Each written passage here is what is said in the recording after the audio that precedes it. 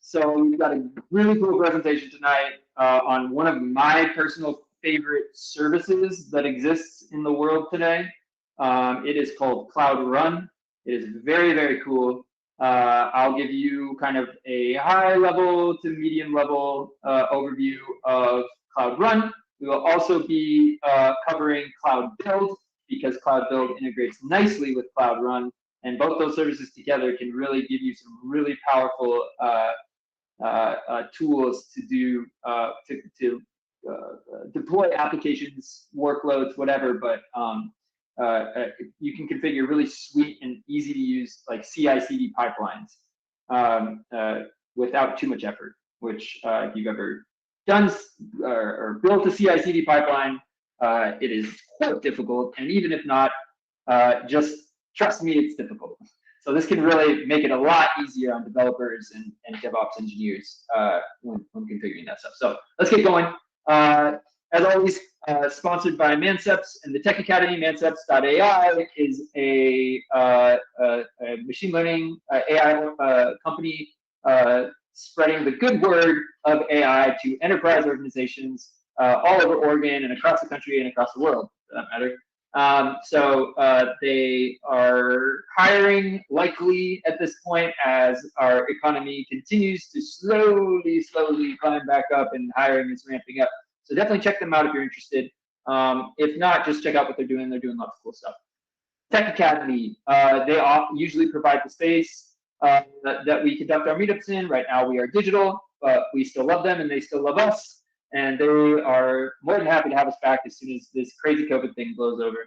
So Tech Academy offers great courses and programs related to tech, so software development. I believe they have a data science track now. So if you're interested, they offer both in-person and remote opportunities for learning. So definitely check them out if you're looking to ramp up and get into the field. They're really, really great organization. So some guiding principles: we are inclusive, so all skill levels, all backgrounds are welcome. We are Python focused. We dabble in other dark arts when we need to, but for the most part, we keep our focus on Python in this group. We offer progressive learning, so both on a micro and a macro scale. And what I mean by that is each presentation, we start off kind of simple, work to more complex, and we also do that on a larger scale. So we will start with some intro material and often ramp up to something much more complex. So we try to build people up, and play to all levels of experience. And we're collaborative. So if you have any questions, feel free to jump in, drop it in the chat, whatever you're comfortable with.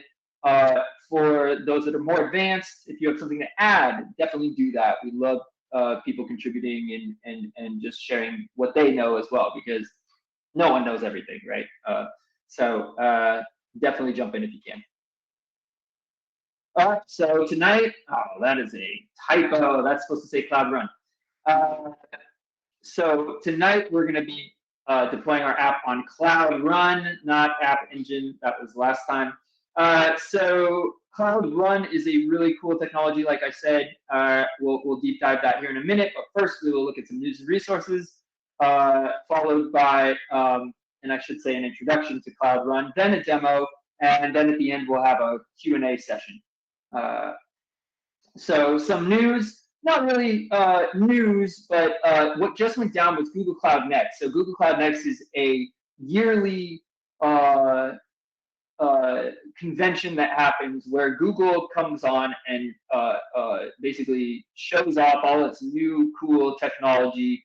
They do live coding sessions, they do certification trainings, they do all kinds of stuff. It's a great event, and usually is in person. It's digital right now, but hopefully that'll be in person. If you ever get a chance, Cloud Next is really, really fun and super cool. But for now, you can actually log in either through YouTube or go register through Google Cloud, and I'll drop these links. And you can go rewatch all the sessions. And there's lots to learn, lots to know.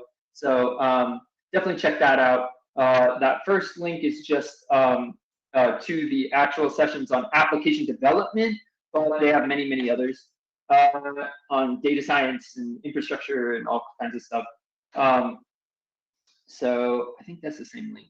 And then also the Google Cloud blog, right? So there's a blog with all kinds of topics. This one directly links to Google Cloud Next, but the Cloud blog is a great way to keep up with all the latest and greatest from Google Cloud. Also have some great learning materials, so they'll release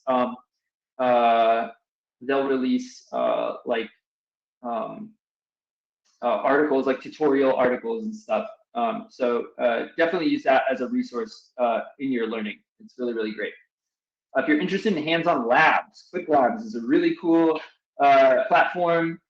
They offer things for also AWS and I believe Azure as well, but Google Cloud.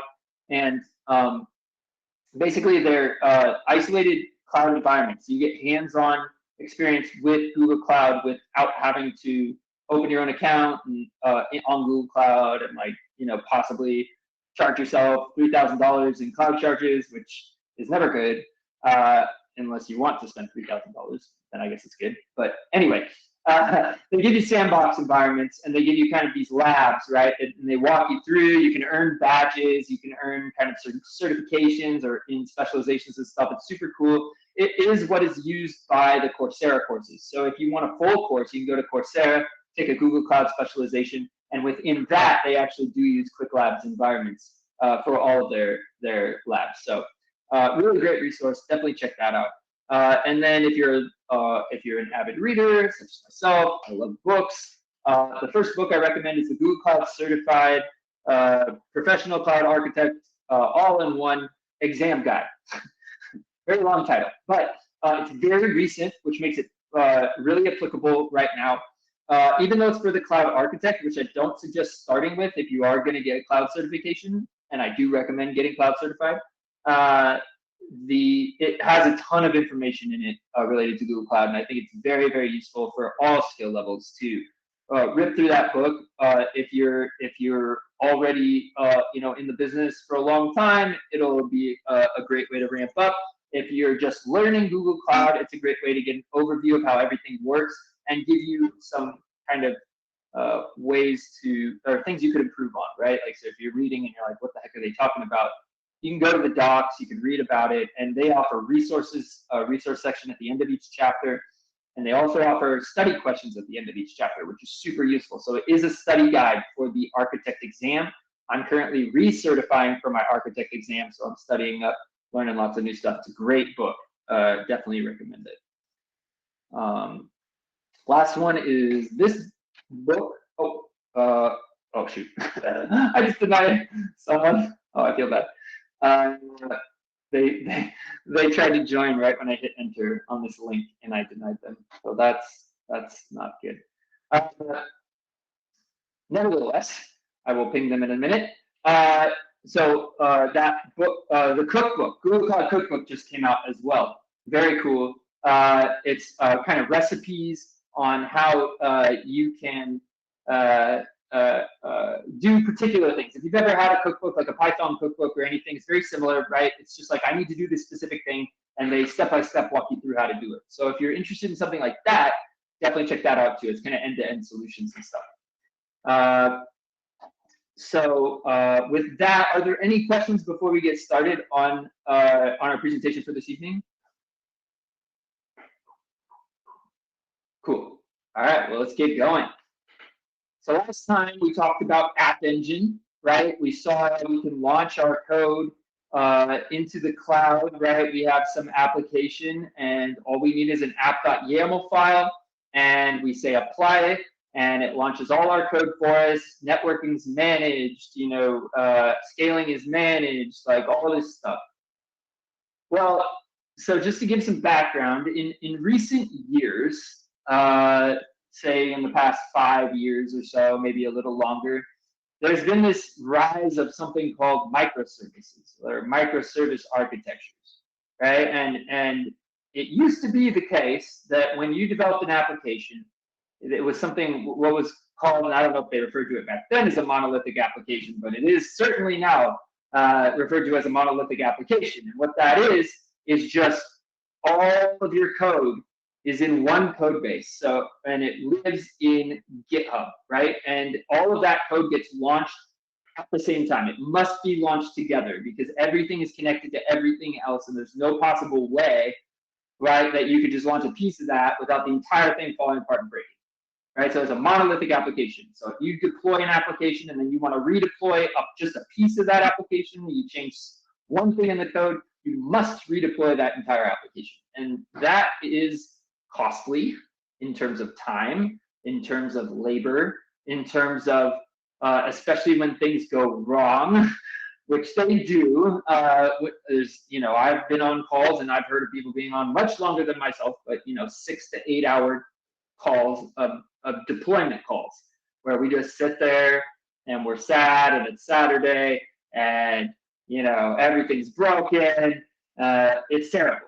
So what has happened in recent years, and what brings us to microservice architectures, right? And so what it is instead of having a giant monolithic architecture where every piece of your application is just bundled into one package, you split your application into logical pieces. Right, so maybe let's think about this. Maybe you have, well, I'll take the use case I'm using right now, right? We have a machine learning model that it was embedded into the code base, right, for this application. Well, that's not great because that means that the model lives with the code. And if we want to retrain and redeploy a model, right, that means we have to redeploy the entire application as well, right? You can't just deploy the model, and that sucks. So what we're doing right now is in the process of splitting that out into a microservice, right, which is essentially an API where that model lives by itself, and we can hit that model with REST calls, right, and it will give us stuff back, and then the application can go on its way. But what's great about that is the separation of both of those services, right? So if we want to redeploy the model, that's cool. We can redeploy as much as we want because it lives behind this endpoint.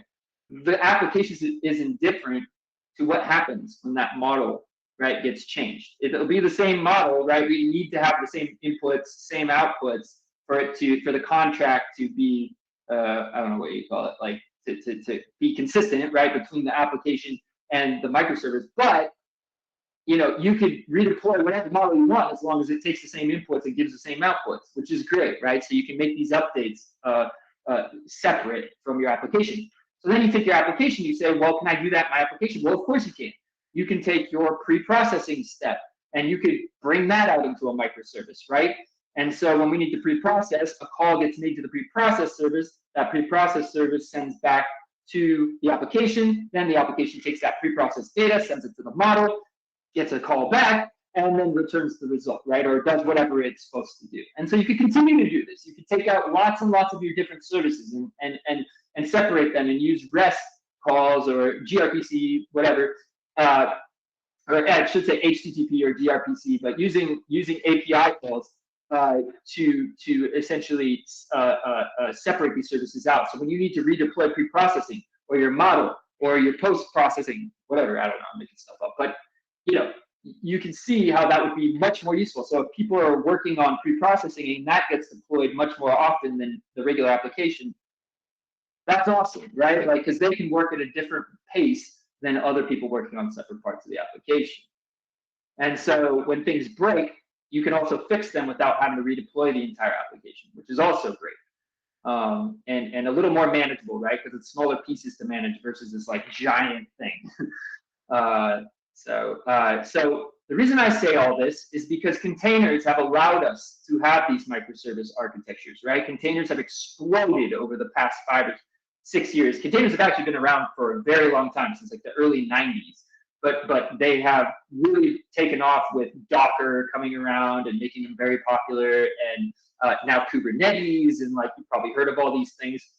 And so Kubernetes is a way to manage microservices and scale and all this stuff, and network and all of these things, because once you start breaking down your application into smaller pieces, there's like weird scaling problem and networking issues and all this stuff.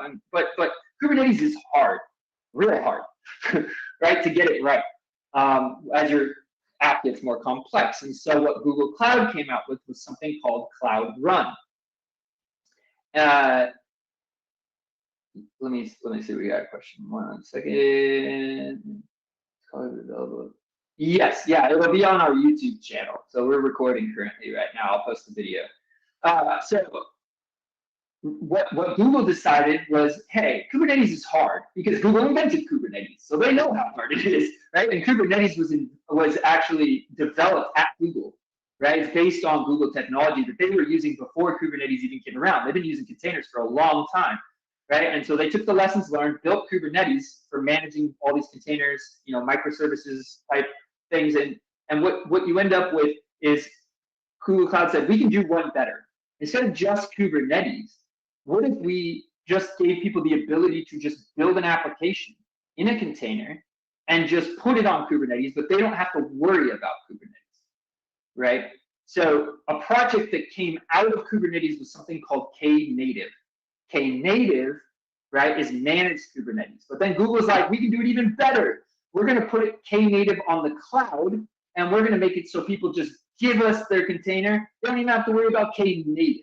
They can if they want, but they don't have to.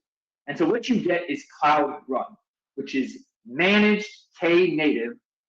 So it's managed Kubernetes. Because Knative is managed Kubernetes, and then you have Cloud Run, which is managed on top of that. So Google Cloud, just like App Engine, right, deals with scaling, right? It deals with networking. It deals with handling API requests, all kinds of things, right? And all you have to do is enter some configurations and hand them your code, and you're good to go, which is really, really cool. Is my favorite service. So now you can see if you broke down your application into microservices, into containers, you could launch several different containers on Cloud Run, and each of those services could talk to each other, and they all scale and they all do things and whatever, and networking's handled and everything's handled. All you ever did was write a Docker file and your code, and you handed it to Google and said, deal with this. Okay, and that's powerful, really powerful. And every time I'm asked, hey, Chris, can you put something on Google Cloud? Or, hey, Chris, can you launch this application or this service? I say, let's see if we can do it in Cloud Run, because Cloud Run is a godsend when it comes to standing up applications or services in the cloud. So Cloud Run kind of lives a step back from App Engine because of this kind of, you need to write a Docker file, so you need to understand Docker a little bit, and you need to write maybe a configuration file. But for the most part, that is much simpler than having to learn Kubernetes, which we will get into next time if you're game, if you dare. But I'll do a presentation next time on actually launching onto GKE, which is still sort of a managed Kubernetes service. Like, they do some nice things for you, but it is much less managed than usual. Yes, embrace YAML. I saw a meme, just side note, just so everybody knows, all the configurations that basically tell Kubernetes how to build stuff is written in something called YAML. If you've ever done YAML, Docker uses YAML. Lots of Google Cloud services, or you can submit YAML files to create things. Anyway, very popular. I think it's called yet another markup language, YAML.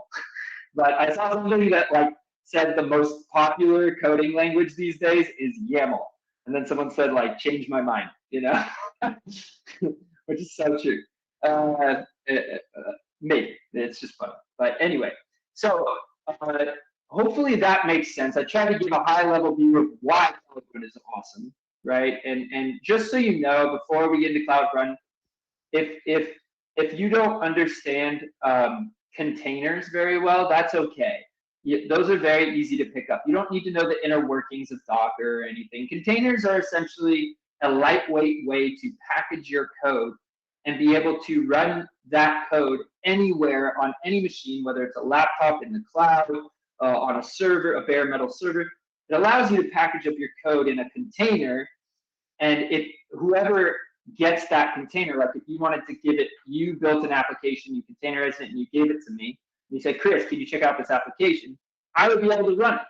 And it would run the exact same way for me as it does for you, assuming that I've configured everything correctly if you have, say, environment variables or something. But let's say you don't, and it's just packaged code. It will run the same on my machine as it runs on your machine, minus like resource restraints, but nevertheless runs the same no matter where it is, right? Which is really, really great, because if you've ever tried to share code and been like, yeah, you'll just fire it up and it just works, and everybody's like, well, it doesn't work, and you're like, well, it worked on my machine. Right? It kind of solves that, and it makes it much easier for multiple developers to be developing and testing and that kind of thing. It kind of streamlines that process a little bit. So anyway, containers. So if you don't know about containers, there's lots of good. If you go to docker.com, they give a really nice overview of containers, and you can get as deep as you want on there. But they'll at least give you enough to get started. And also the Cloud Run documentation, which we should probably link to. I'll link to it after this. Also gives a nice overview of how to build a Docker file and that kind of stuff if you go to Cloud Run documentation. Or is it Cloud Build? It's one of the two. Either way, you should look at both, so it's fine. So Cloud Run overview, right? So we talked about some of the things. So one, it shares some with App Engine, minus the kind of containers and microservices architectures that you can build with it, but no need to worry about managing servers, right? So we saw this last time with App Engine, right? You don't have to worry about servers. Google Cloud handles that on the back end. You say, I need this much compute, whatever, and it runs. Well, great.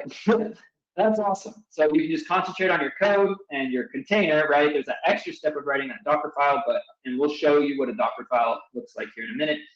But other than that, you just give it and no need to worry about the underlying infrastructure. Supports multiple languages, right? Because a container, so you should know this, a container is isolated from the host environment. A host environment being a laptop, a server, a VM, whatever, right? It's isolated from that. And so whatever is inside the container is isolated from outside the container, right? So let's say you need to run a Node application, but you don't have Node installed on your computer. That's all right. Just run it in a Node container. Done, right? Like, and then run that container on your laptop. Or if you want to install some packages, if you've ever used virtual environments, kind of the same idea, where you can install a different version of Python, a bunch of Python packages, but it doesn't pollute the global Python, right, interpreter. It's like it's packaged up in its own nice little box. So same idea with containers, except on a bigger scale, which you can have anything inside the container. Doesn't matter. The host system is indifferent, right? So that's really great because you don't have to install a bunch of crap on your host system. So you just need a container. So if you're developing applications, I highly suggest you get into containers because it's really, really nice, really great way to work. And when you tear it down, it just resets, right? So if you break something in it, doesn't matter, just turn it off. So that's cool. Let's see, I'm obsessed with containers if you haven't realized, and Kubernetes. But so pay per use. That means you only pay for what you use. So like you can scale your service down to 0. The only time your application fires up is if it receives a call, right? So someone sends it a post request, only then will it fire up. And you can have one running, right? You can have a warm start where it's just like you have one container running at all times, and as requests stream in, right, and it can scale up to a bunch of containers and then back down to handle requests. And that's another nice thing about containers, right? So if you're gonna scaling with VMs is costly, right? Because you gotta like wait for the VM, right? You can create an image of the VM, that's always nice, but still gotta wait for that boot time of the VM, and you don't really have a lot of control over that, right? With containers, you have a lot of control over how fast these things fire up, right? There's usually like a boundary depending on what you're launching, but it is a lot more configurable than a VM would be. And it's a lot more lightweight because the OS, the operating system, actually isn't installed inside the container, which is a whole other brain crazy melting experience. So I'm going to stop there on containers and let you go read more on docker.com, but just know that they're lighter weight, and that's why they're great for scaling, because you can fire them up quickly and scale them down quickly if you build them correctly. like we said, it's built on Knative open standards. If you want to know more about Knative, because it is a separate technology from Cloud Run. Cloud Run is built on top of Knative. Definitely go to the Knative documentation. It's a great way to get familiar with Kubernetes without like getting, it's like a kind of an abstracted layer on top of Kubernetes. So kind of nice to get started with. Also get started with Kubernetes. Definitely recommend that. And again, we'll go over that more next time. And then what you'll see tonight is we can actually configure, we won't configure this. Sorry, we have triggers set up for something else, but you can trigger something. So it's not just applications that you launch into Cloud Run. You can have some batch like processing job, right? Like you need to process some data.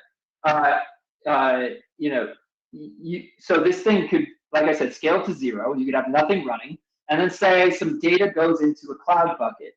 That can trigger your container to fire up, right? Process some data from that cloud bucket, put it somewhere else, maybe back to that cloud bucket or to another bucket or to a database, whatever it needs to be, and then it'll scale back down.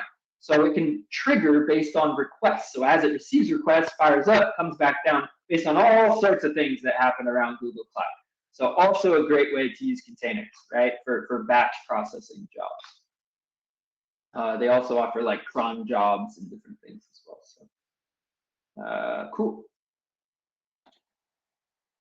So before I move on, were there any questions on Cloud Run? We're going to see a demonstration here in just a few minutes after we go over Cloud Build a little bit and get ourselves acclimated to console, but make sure that we're all on board or at least semi on board. Cool. Okay. Let me know. Feel free to stop me at any time. Cloud Build overview. Okay. So Cloud Build, right? What is Cloud Build? Well, when you are packaging your code into a container, you're what they call it building a container.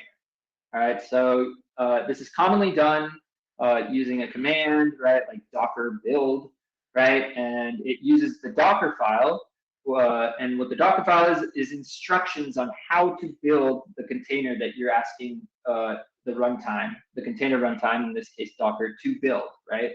It's not really a container runtime, but we'll get there. So let's say you say Docker build my app, right? And what happens is it says, okay, it looks at the Docker file and it says, okay, you want this package installed and you want to copy these applications into the container and I need to, all that kind of stuff. And we'll see an example of that in a second. It'll make more sense. Okay, well, that usually happens on your host system if you use Docker build, right? But sometimes, containers can be quite complex and also they need to download things or whatever, build things.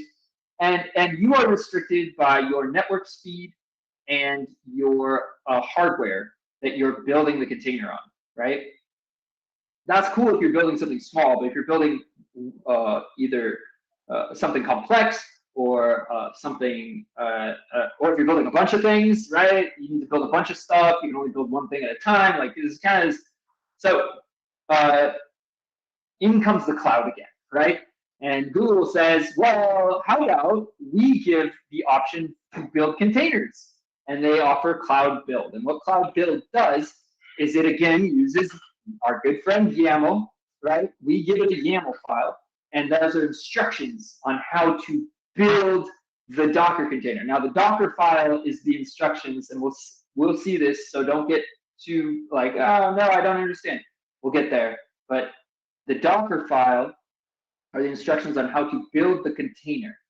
But the overall YAML file is it might have a build instruction saying like build the container, and that'll be based on the Docker file. But maybe you also want to store that Docker file somewhere, and then you want to deploy that Docker file somewhere, and you want to run some tests, right? Well, this is starting to sound like a deployment pipeline. And that's exactly what it should be used for, right? Is kind of a CI/CD process. If you've heard of CI/CD, continuous integration, continuous deployment, right? At the very least, it can be a place where you can build your Docker containers using much more powerful machines than you have, right? But on a grander scale, we're going to demo that here in a minute. It can be much more fun and much more streamlined in terms of the development process. So we're going to show you a CI/CD pipeline and what that might look like here in a minute.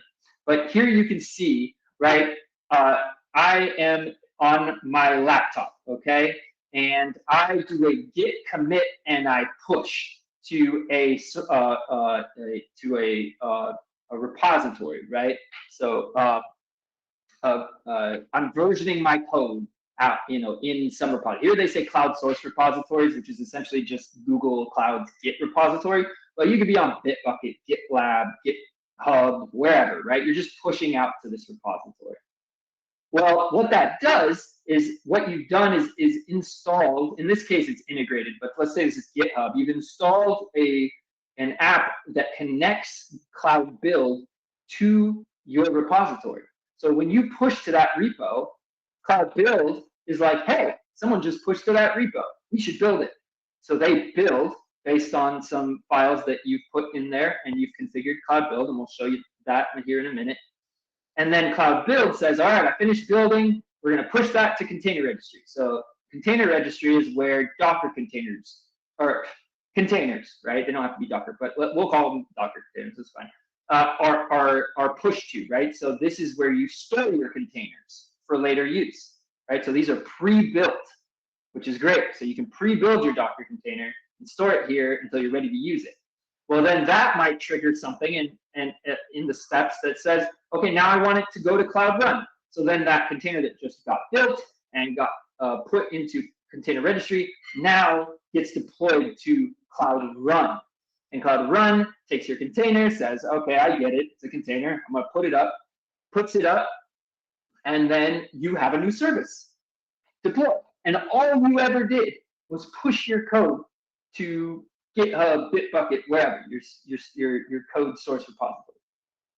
So really nice. I don't have to build Docker containers anymore. I can just have triggers set up where when I push, it automatically builds and deploys, and I can then from my laptop, if I want to test, I hit that endpoint, or if I want my users to have that, they can hit it.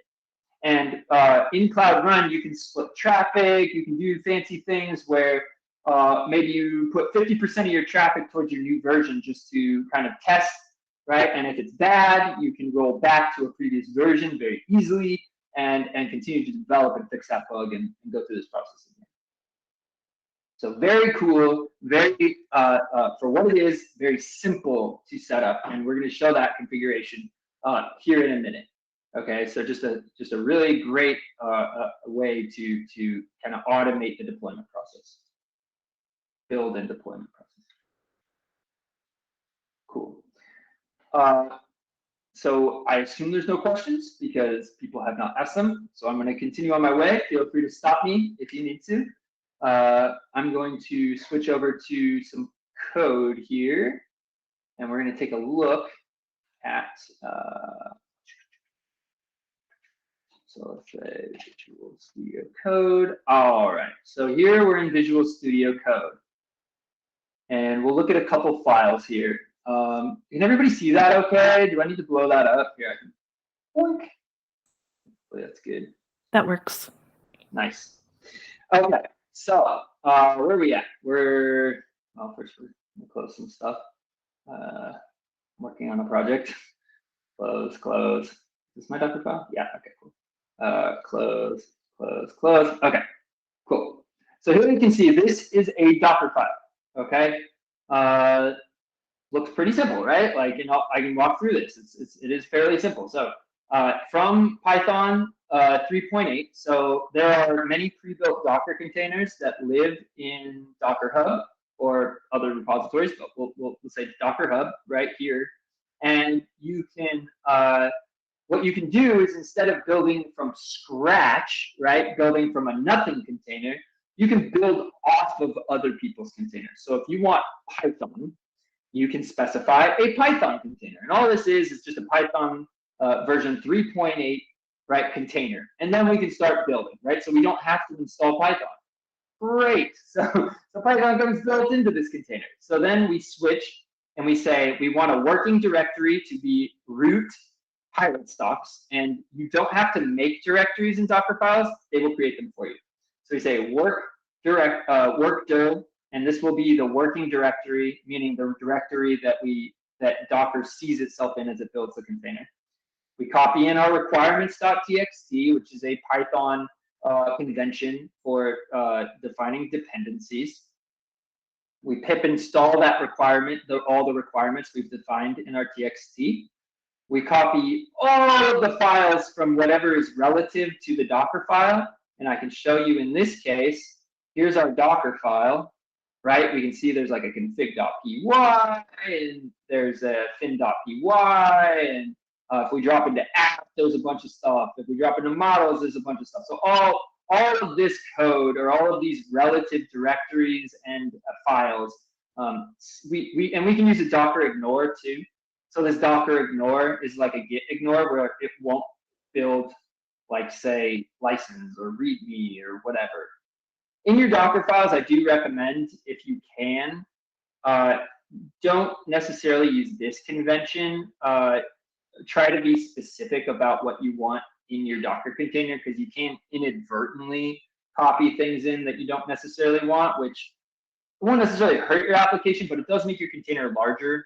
And the larger your container is, the longer it takes to both build and to fire up when you initially, well, mostly build, right? But they are big too. The bigger they are, the longer it takes to pull a new container and fire it up, right? Because you're moving more bytes across the wire.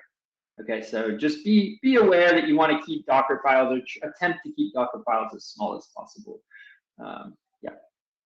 And so we're going to expose a port 5000, and this is just some kind of Flask WSGI stuff. So if you don't understand this, no big deal. This is just run the command to run the app. Okay, it's going to use this as what's called the entry point to the container. So it is, if you ran a command, right, you could actually put like entry point here, right? So the entry point, in this case, we'll change it back. But the entry point, what it is essentially where the when you run the application or when you run the container, where it starts from. So here we're starting from this. We're starting from this command here. So we have 8 threads running, 0 timeout, 1 worker, and this is the app here. So if you're not familiar with this, no big deal. This is just starting the application. But for those that are interested, that's what this command is doing. And that's it. Those are the instructions. And Docker says, okay, I'm going to create this directory, install these requirements, copy these files, open up a port, and start the application. It knows to do that. So when you run the container, it will run starting with this final command here. Pretty nice, right? And so now we could say Docker build, right, on our local machine, but we're going to build in the cloud. And so I mentioned that we'd look at this cloud build YAML. We're going to see why these things are important. We're going to do a little demonstration here in a minute, and I think more of this will make sense as you look at it. So we have the steps here, right? Our first step says we give it a name of so in this case, it's actually a container that builds a container, right? This is going to be on the cloud, right? So essentially, this is going to build a Docker container. We give it an argument, right? This is a Docker container. And we say, hey, Docker container, build my application based on that Docker file you saw. It says, okay, it'll build it. Then you're like, hey, Docker container, push my thing to container registry. Now, if you remember this right here, and this will make more sense. We're in this cloud build step. Now we're pushed to container registry based on this instruction. So it pushes to that container registry, and then we say deploy to cloud run. So here's the deploy to cloud run, deploy, service, region, blah, blah, blah, and it deploys. And we can parameterize things. You see down here, we parameterize a variable called service, a variable called project ID, and region, because we like to parameterize things. So we change it once here, and then it will be inserted everywhere in our code. And that's it. Those are the instructions that you give to cloud build, and it does all of those things. So you do it by steps. You define these steps. First do this, then do this, then do this. And these can get quite complex. You can have branching strategies or conditionals and all kinds of things. This is very simple. This is a straightforward, single, linear path to deployment. Okay. So I am going to go to the console real quick. And I'm just going to give you a little overview, and then I'll let Jess take over, and she's going to actually demo how these things might be deployed. But in Cloud Build, right, we have what we've done here is dashboard. Oh, we have another fill. Look at this. Sorry, I'm just going to look at this real quick, guys.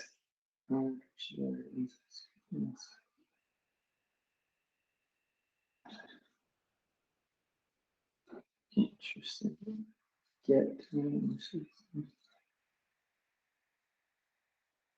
Okay. So okay, we'll take care of that in a second. I just realized something. Let's go to dashboard. So here we're in our Google Cloud platform at console.cloud.google.com. And this is where some Cloud Build stuff can happen, right? So we have our dashboard, which shows any pass or fail, right? So here we failed again, which is not great, but I think I know why. And we have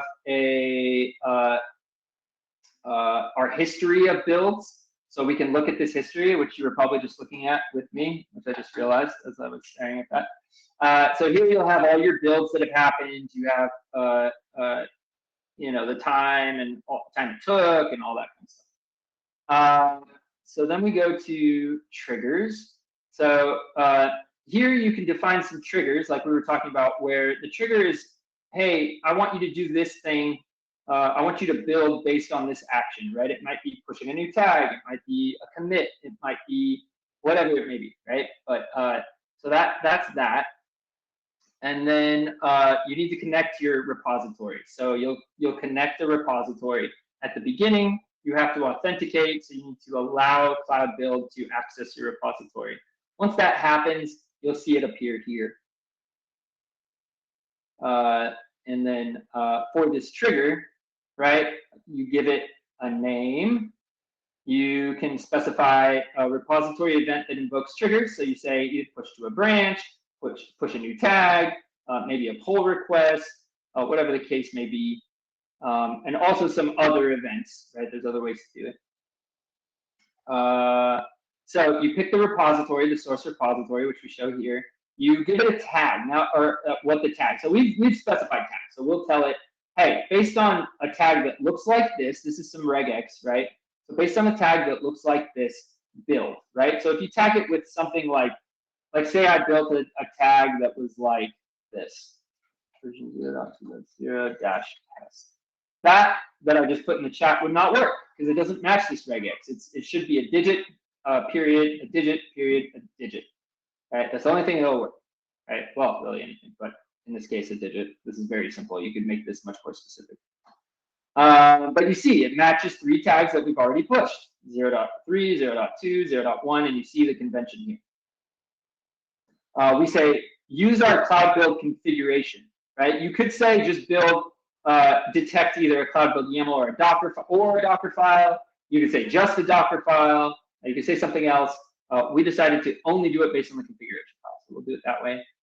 The repository is pirate stocks, right? Repository, that's the location, and then our Cloud Build, you're just finding the location of the file you set up here. So in this case, it's just the root directory of the pirate stocks repo, Cloud Build. And by the way, I should say, you go to this is a public repository. So if you go to pirate stocks, I'll give you this code. You can take a look on the Cloud Run branch, and that will you can check out like all these files that we're looking at right now. Okay. And then there's some other things you can add, substitution variables, which refer to these variables that we define here. So maybe we have substitutions, but we don't define them here, right? We could define them here. And so that's the thing. And also service account, right? So service accounts are security accounts that are created on Google Cloud to access different things. For more on service accounts, look up service accounts on Google Cloud. It's in the documentation. Okay, so we'll cancel that. So that's what the trigger looks like. Okay, and so I think that's everything I want to say. I will let Jess take over at this point and give the actual demos. We'll do a simple demo and then we'll show a more complex demo using a pipeline like this. So let me stop presenting here. Alrighty. Go ahead. No, let me mute.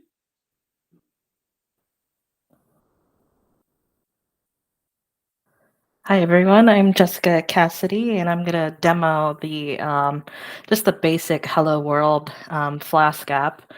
Can everybody see my screen? Yes. Okay, cool. You can see a browser, yeah. And yeah, the whole screen. Awesome. So I'm gonna link this in the chat, and this is basically the documentation for how to build and deploy a Python service. So specific to Flask, let me put that in the chat right there. And then just a quick overview of what it involves in the beginning. So in order to use the G Cloud commands, the Google Cloud commands, you would need to install and initialize the Cloud Software Development Kit. So they have instructions on how to do that on step 3 here. And if you go to that, it will show you instructions on how to install based on your operating system.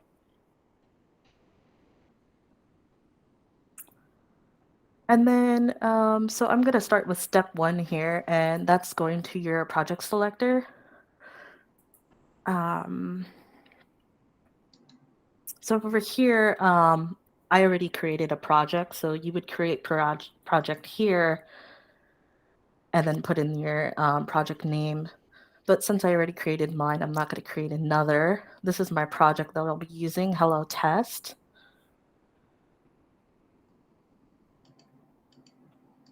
And then another thing to note is on GitHub, they have the project already on GitHub. So you could just view their GitHub here, and it's under the run file, and then you would go to Hello World. So you could easily clone that and test it yourself. Can you paste that link, Jess, just in the chat? Yes. Thanks. There we go. All right, so going back to this, since I already have it cloned to my desktop, I'm not gonna go through all these code snippets here, because that's already in the file. One thing I do want to point out here, though, is the Docker file. They have that here. So this is my folder, my directory here, and it already has the Docker file in there, as well as the docker ignore file. So then what I'll want to do is switch over to my, make sure I'm switched over to my project that I created, which is the Hello Test. So what I would do, since my project ID is specific with a few numbers, I'm going to copy that here. And then I'll want to use the command gcloud. Bear with me. I have it on my notes here. Config set project. And then I'll paste my project ID here. So this is what I'm doing to switch over to that project, gcloud. Okay, so it updated the project. And then I'm going to go back to the documentation here. And what I'll want to do next is run gcloud run deploy. And then below, just to make note, is there's a few notes here. For example, there's a few prompts that will appear in your terminal when you run this command, and I'll show you how that works. So I'm going to do gcloud run deploy. And then let's see, what does it says? So when you're prompted for the source code location, press enter to deploy the current folder. So I'm just going to press enter here for this prompt. And then service name, I'm just going to call it Hello World. So it's already there. So I'm just going to press enter again. And then now it's asking for a region. So it gives you a list of regions here. I think I want to pick 25. So I'll enter that.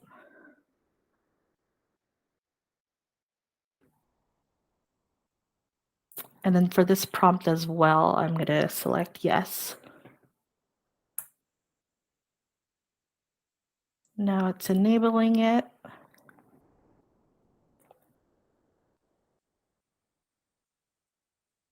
I'm going to put yes again for that.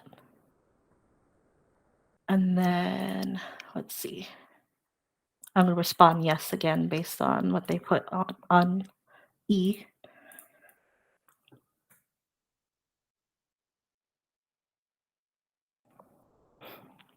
And then I think it should start doing its thing.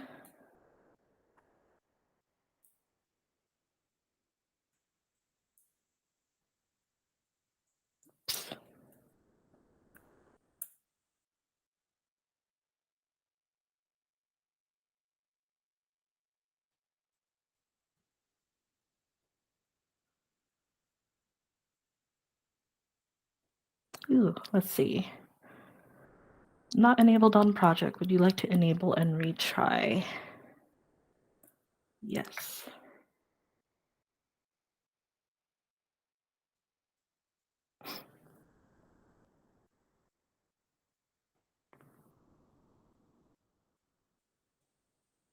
Alrighty, so it's finished successfully. Now it's going through its thing and building the container.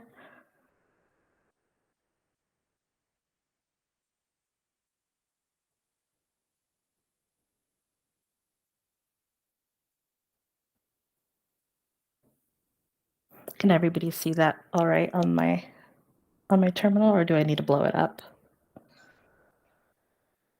I think we can see it, unless Okay. anybody else. Yeah, it's small. We can see it. Cool. Bear with me, it's doing its thing still.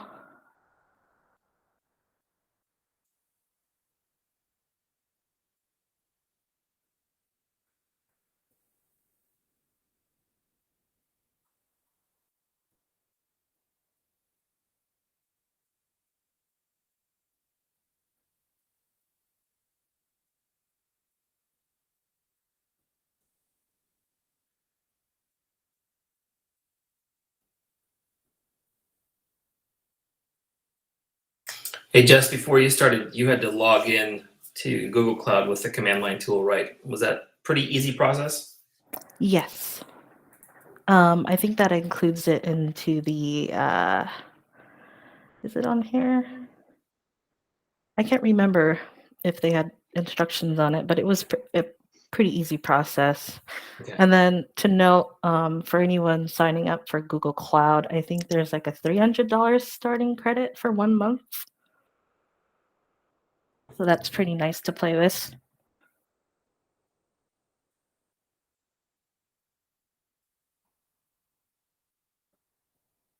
It's still doing its thing. It's taking a while.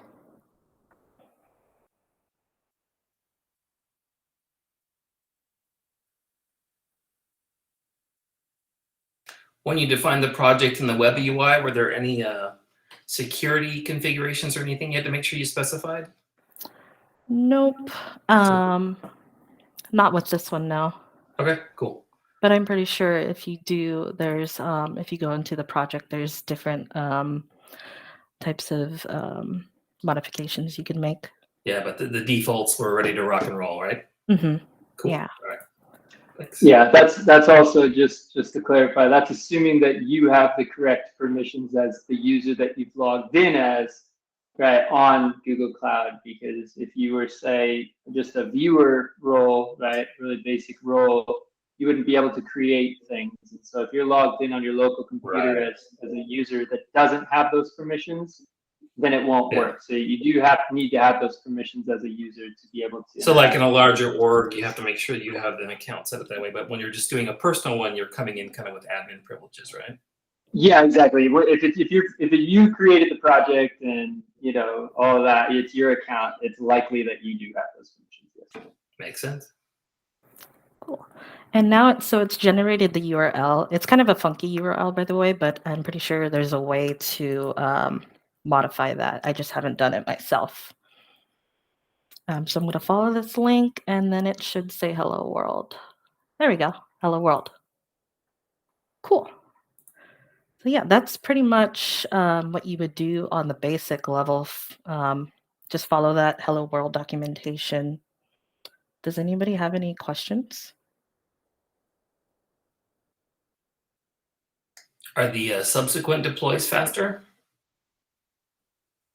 Like if you make an edit and you want to push a change, does it go a little faster? Or Yes. okay. Alrighty. So the next one we'll do is the pirate stocks one. I already have it pulled up here. And then Chris had provided the link to that. Just a reminder, the code is on a separate branch. It's not on main. So if you go to the branch cloud run, you'll be able to find it there. So over here on the pirate stocks directory, I already have the YAML file here. And basically, Chris went through all the configurations that you would have to do, for example, with the repository and the triggers. So I'm going to go ahead and use the command that we would use here. First, you would want to create a tag. So that's the tag with the dot and the digits. So I'm going to create tag 4. This isn't going to work, by the way, because the original one failed. So after you created the tag, then you would want to do a get push origin that tag. So that's the v0.4.0. Oops, did it go through? There we go. So I'm going to go back to my console in my browser. And if I go to my previous builds history, it should be here. Yep. So 4.0. So what you'll want to do is go to that build link right here. Let me blow this up right there. I'm going to click on that, and then it's starting to build here.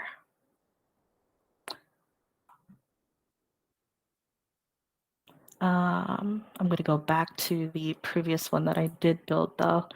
So, Chris, do you have any feedback on why it possibly failed? I do. So this is where permissions things start to get a little tricky, right? So remember I was talking about service accounts. So the issue that that error is facing, right? So let me get to that, and I can show you why, and then we can likely fix it right here because it's a pretty simple fix. So the reason why, oh, come on, and this comes down to some technical cloud stuff. So if you don't quite understand this, there's more in the documentation. But essentially, when Google Cloud spins things up, it gives default permissions, and it uses something called the Google Cloud Compute Engine default service account. Now that service account is what all the services, right? So if let me back up. If I'm a user You know, I might have a role, like a viewer, like an admin, like something like that, and an owner. And all of those roles have different permissions within Google Cloud, and you can get even more fine-grained. Like I can only submit builds, or I can only use VMs, or whatever, right? So the same goes for service accounts. Service accounts are like roles for services themselves, right? So if I spin up a virtual machine and I want it to have certain permissions, I will create a service account, right? That will, permissions, by the way, mean permission to access other resources within Google Cloud. The service account, basically I'll give it that service account and it will inherit those permissions. So this is specifically, or same goes if I spin up a container and I want that container to have specific permissions. That container will have the permissions inherited from that service account. Okay, so there's a default service account that gets created at the very beginning that has privileges for almost everything. Okay, when we're talking the cloud build service, right? Cloud build service has a service account as well. But that cloud build service account is different from the compute engine service account or the main service account that gets created at the very beginning. So it actually doesn't have all of the permissions that it needs to essentially do all the things that it needs to do. So you have to grant those permissions. So just if you scroll down on that, and you see that error at the bottom, go down to the red. So see that permission denied. Okay, and if you scroll over a little bit, you can check out that error, right? So this is a permission denied error, and it says the permission, so denied on service account, right? So the compute at developer service account, that is the main service account that the services use to authenticate to other services on Google Cloud. It doesn't have the ability to act as the cloud build. Now that sounds crazy, right? Like you're like, Chris, what are you talking about? It's permissions things on Google Cloud. It's kind of the way they work and probably similar on other things. So service accounts can actually, this is crazy. Service accounts can actually act as other service accounts. But in order to act as another service account, it has to have permission to act as another service account. And in this case, the default compute developer G service account that we want to be able to do stuff does not have the proper permissions to impersonate. And so what we need to do is give it the proper permissions to impersonate. And okay, how do we do that, right? This all sounds really crazy. Well, all we have to do is use a command. Jess, do you mind if I steal the screen for a second? Yeah, go ahead. Cool. Enter screen. So yeah, I was like, what is that? It's like, I do this all the time. I'm in Google Cloud, I'm doing things. But if we go to, let me see, we'll go to the console. Calm down. All right, so what I'm going to open up is our Google Cloud Shell, which is a VM that we're allotted by Google Cloud. I'm going to minimize this and move it out of my way. Bring it back. Okay, so this is our Cloud Shell. We get this like this little VM that allows us to interact with Google Cloud. So I could just as easily do this from my command line, right? If I'm logged in. I am not. So I'm going to do it from here. But this is in the browser. So you get shell access in the browser. It's the same as doing it on your computer, except you're just in the cloud instead. Okay, so we can enter commands here. Let me blow it up a little bit. Boom. It should be fairly good. So there's a command. I'm on Stack Overflow. You can get this off the documentation. So there's this command. So what it says is it wants to add the ability, right, for a service account to impersonate another service account. All right, so what we're going to do is we're going to say add policy IAM binding for the service account, which is the compute engine service account. Hold on. And this is all permission stuff, and this is some technical stuff. So if you're not getting this part, that's okay. Just know that if you run into these errors, there may be some configuration like this to do. There shouldn't be, and I don't know. I'm not totally positive what. Oh, okay. The only thing I can think of, let me try one other thing. So the only thing I can think of the reason that why this happened. Oh, let me grab this before. I'll grab that. Is that we didn't set up the service account when we enabled Cloud Build. So hold on. So I'm gonna add issues and condition invalid. The member is of an unknown type. Okay. So let me go back to build. This is we kind of always run into bugs, right? But this is kind of like the process. So I actually, to be totally transparent, I said, Jess, you know what we should do? It'd be cool. We should set up. There we go. Okay, so you know what I think we didn't do was say, hey, you should use the compute engine service account. And that's the service account that Cloud Build will use to build things. So if we re-enable this trigger, I'll bet it'll work. But anyway, I said, Jess, you know what'd be cool is if we set up the CI/CD pipeline so we can show them like what it's all about. All right, let's go.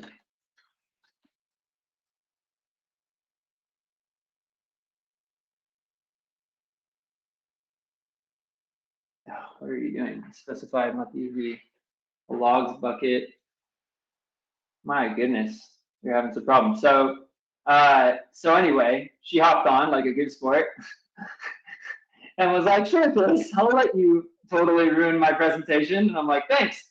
And so I came in and here we are. So now we've got some other terrible error that's happening. So anyway, I usually this would enable the service to be built, and then we could come to Cloud Run, right? And I already launched the service here, right? Cloud Build would happen. It would launch the service, and it usually isn't this hard. We did something fundamentally wrong. I should say we. I did something fundamentally wrong, and I forget what it was. But essentially, what you get is you'd be able to come here and you'd see revisions that were launched.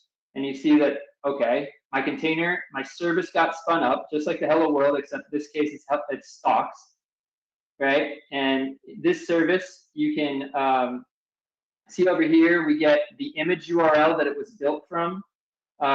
We get variables and secrets. We get the connection string.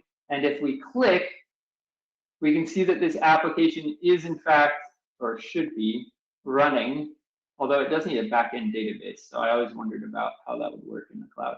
But there you go. You get the Pirate Stocks application running on Google Cloud. And when we build, anytime we push that tag, as you can see that Jess pushed that tag, right?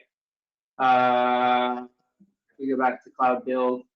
I'll stop messing around with permissions things. I'll get that running, and I'll post in Slack how I got it running. But nevertheless, the build happens, and then that build would launch into Cloud Run. This traffic would change, right? So we can configure traffic. So if we had more than one version, we can manage traffic to say send 20% of the traffic to the newest version, keep 80% of the traffic on the old version. So 20% of requests will get routed to the newest version, and that's a way to kind of test our application to make sure, with live traffic, to make sure that our application is in fact running. And if it's not, we can roll back to the previous version by redirecting the traffic 100% back to the previous revision while we fix whatever errors and redeploy. So I apologize, Jess. No worries. It was a nice learning process. So yeah, I was stoked to learn all of that. Yeah. I do have a question though for the Sure. database, and what would you recommend doing? That is a great question. So this application, if people go into the repository, is using by default a SQLite database. So a SQLite database, when you spin up the application, gets created. and that's how the application actually stores login information, all that stuff. You can take a look at the actual application to see those tables and what gets created and stuff. But when you're running in the cloud, a SQLite database is no good, right? Because if we dynamically, which in this case it is in fact being dynamically created when the application fires up, the problem with that is containers, as we said earlier, are ephemeral. Ephemeral just means they are temporary, right? Which also means that they can be taken away at any moment. And the way you should design your app is that no data should actually persist inside a container. You should have external storage to your container in order for it to work. Okay, in order for the data to persist across containers, right? And what I mean by that is if I take a container away, I shouldn't lose my entire database. I shouldn't lose all of my data.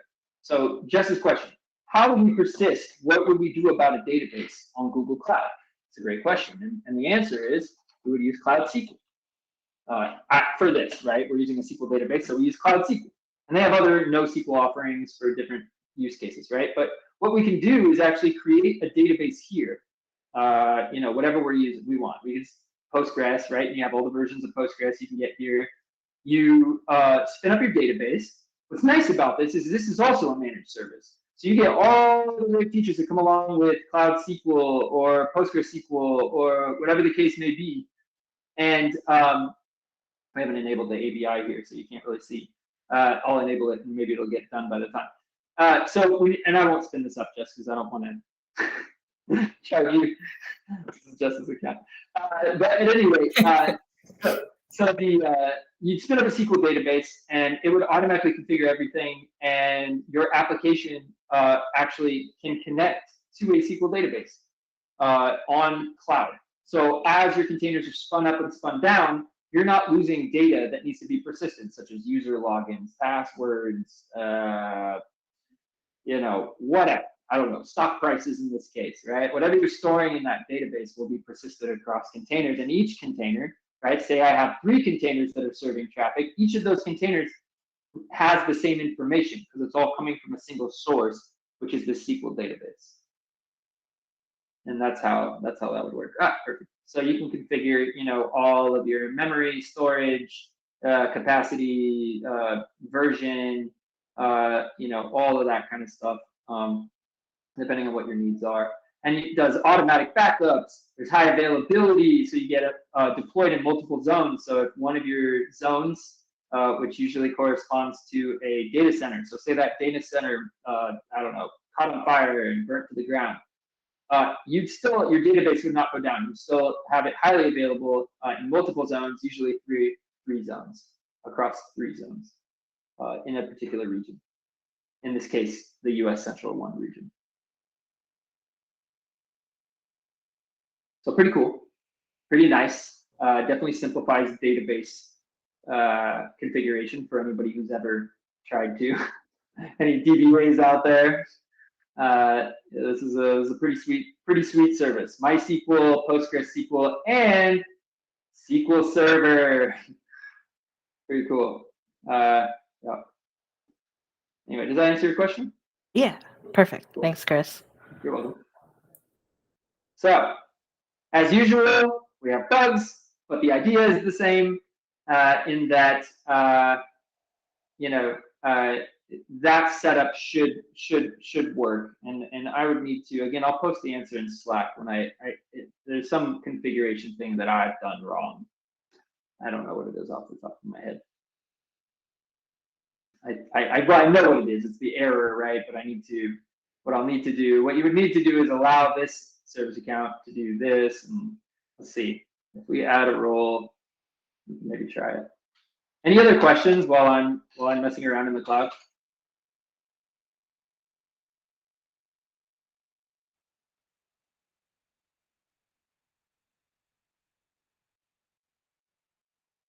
Oh. Yeah. All right, I may have just done something that's maybe a no-no. Usually, you don't want to modify the compute engine service account. You would modify another service account. I'm just seeing if I can figure out what the permissions thing was. So this isn't necessarily the answer. I'm just poking around here. But does anybody have any questions on containers, Kubernetes, Python, anything? Like what the heck were we just looking at? Like CI/CD, anything like that? Google Cloud in general. Now that was a lot of information. Now that I think back.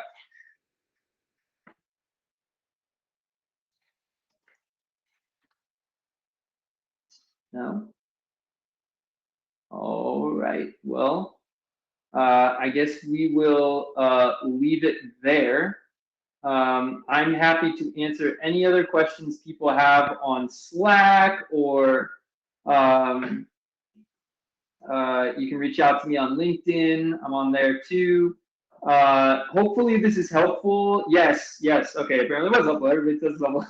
Yeah, no problem. And I hope Google Cloud becomes a little more manageable for you and a little more accessible, and you've seen some ways that maybe you can use it in just your day-to-day development, even just personal projects, right? It can be very, very useful. Because if you launch a project into the cloud, you can then configure a URL and then perhaps let people actually visit your application that's hosted in the cloud. So that's a great way to host a project, a personal project that you'd like to put on display. But with that, we will cut it off there. And I'm glad everybody came. Thank you so much, Jess. Thank you so much for allowing me to hijack your presentation a little bit and to try something, even though it didn't work. No worries. Thank you for letting me demo. I appreciate it. Totally, absolutely. I figured, by the way, Jess was, she worked on that application that you saw. So when you go into that repository and you look at that application, she was one of 4 that was in the Portland Python Pirates project. And they actually developed that application as part of our group. So we will be relaunching that program at the beginning of next year, where we take people through the software development lifecycle and build an application and do all the things related to that. So if you're interested in that, stay tuned. Oh, I forgot. So we actually launched a new version of the Portland Python Pirates. I'm glad I remembered this. I know this is the end, but we launched a new version of our website. So this is now available at pythonpirates.org. So definitely check that out. Please Slack me if you think of any cool ideas for additions. We're currently in the mix of creating pages and all this stuff. Right now it's pretty bare bones. It's about what it was on the other website, but we have lots of cool plans to make things better. So if you want to see something on here, let us know, because we're in the process of building out this website. So anyway, with that, I will let you guys have the rest of your night. Thank you so much for coming, and we'll see you next time.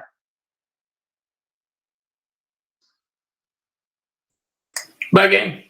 Bye. Thanks. Bye, everyone.